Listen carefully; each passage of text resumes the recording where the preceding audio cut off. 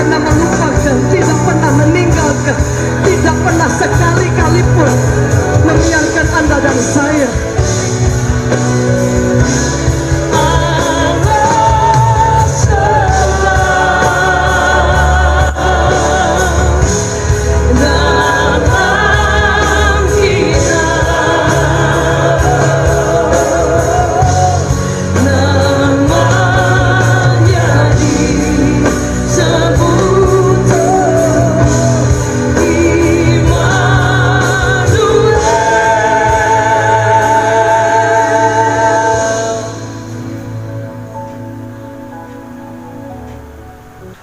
Shalom, saudara-saudara kasih Tuhan Yesus Kristus. Hari ini kita akan membaca renungan, mendengarkan renungan Immanuel, Allah beserta kita. Matius 1 ayat 23 mengatakan, sesungguhnya anak darah itu akan mengandung dan melahirkan seorang anak laki-laki, dan mereka akan menamakan dia Immanuel, yang berarti Allah menyertai kita. Dalam nubuat tentang kelahiran melalui anak darah atau perawan, Nabi Yesaya menyatakan dalam Yesaya 7 ayat 14, sebab itu Tuhan sendirilah yang memberikan kepadamu suatu pertanda. Sesungguhnya seorang perempuan muda mengandung dan akan melahirkan seorang anak laki-laki, dan ia akan menamakan dia Immanuel. Tetapi mengapa Yesus tidak diberi nama Immanuel? Nubuat ini mengacu pada kelahiran Yesus dalam Matius 1 ayat 22-23. Hal itu terjadi supaya genaplah yang difirmankan Tuhan oleh Nabi. Sesungguhnya anak darah itu akan mengandung dan melahirkan seorang anak laki-laki, dan mereka akan menamakan dia Immanuel, yang berarti Allah menyertai kita. Namun hal ini tidak berarti bahwa nama Sang Mesias adalah Immanuel. Ada banyak nama yang diberikan kepada Yesus menggunakan kata ia akan disebut, baik dalam perjanjian lama maupun dalam perjanjian baru.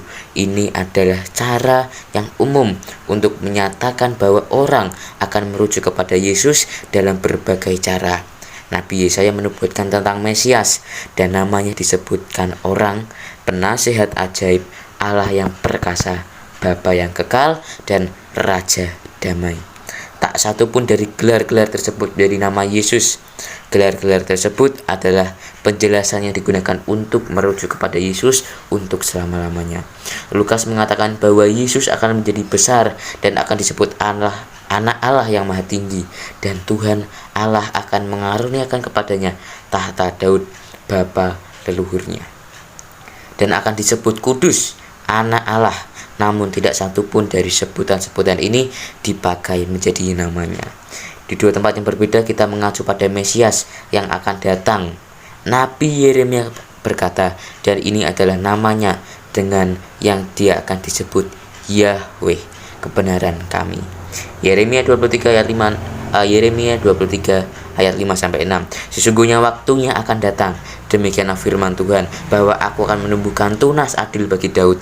Ia akan memerintah sebagai raja yang bijaksana, dan akan melakukan keadilan dan kebenaran di negeri.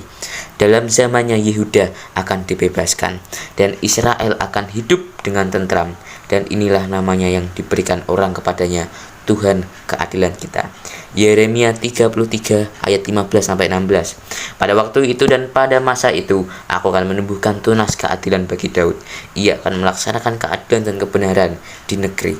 Pada waktu itu Yehuda akan dibebaskan, dan Yerusalem akan hidup dengan tentram. Dan dengan nama inilah mereka akan dipanggil Tuhan keadilan kita. Sekarang kita tahu bahwa Allah Bapa bernama Yahweh. Yesus tidak pernah benar-benar disebut Yahweh sebagai namanya, tetapi perannya adalah membawa kebenaran Yahweh bagi mereka yang percaya kepadanya. Dia yang tidak mengenal dosa telah dibuatnya menjadi dosa karena kita supaya dalam Dia kita dibenarkan oleh Allah. Oleh karena itu, ini juga adalah salah satu dari banyak gelar atau nama yang menjadi miliknya. Dengan cara yang sama, pernyataan bahwa Yesus akan disebut Immanuel berarti bahwa Yesus adalah Allah dan bahwa Dia diam di antara kita dalam inkarnasinya, dan bahwa Dia selalu bersama kita. Yesus adalah Allah yang menjadi manusia. Yesus adalah Tuhan yang diam di antara kita. Pada mulanya adalah firman, firman itu bersama-sama dengan Allah, dan firman itu adalah Allah. Firman itu telah menjadi manusia dan diam di antara kita, dan kita telah melihat kemuliaannya, yaitu kemuliaannya diberikan kepadanya sebagai anak tunggal Bapa, penuh kasih karunia dan kebenaran. Jadi namanya adalah Yesus, tapi nama Yesus memiliki makna Immanuel, yang berarti Allah menyertai kita, Allah beserta kita. Immanuel adalah salah satu dari banyak gelar bagi Yesus yang menjelaskan tentang siapa Yesus. Demikianlah renungan kita hari ini. Mari sama-sama kita katakan Immanuel.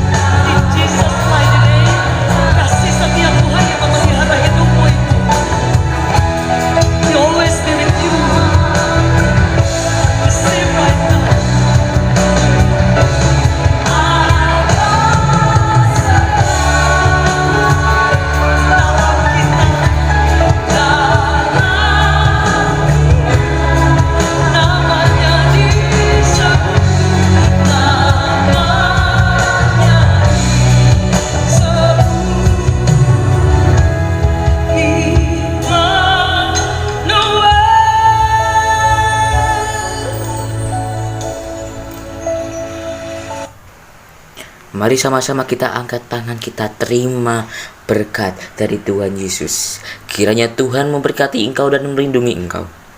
Tuhan menyinari engkau dengan wajah-Nya dan memberi engkau kasih karunia. Tuhan menghadapkan wajah-Nya kepadamu dan memberi engkau damai sejahtera. Berkat dari Allah Bapa, kasih sayang rahmat dari Yesus, persekutuan dari Roh Kudus menguatkan kita semua, memberikan hidup yang lebih baik di dalam nama Tuhan Yesus Kristus. Kami terima berkat yang daripada Engkau Tuhan Yesus mengalir di setiap kami, memberkati setiap kami umat-Mu ya Tuhan Yesus, dalam nama Tuhan Yesus Kristus. Haleluya. Amin.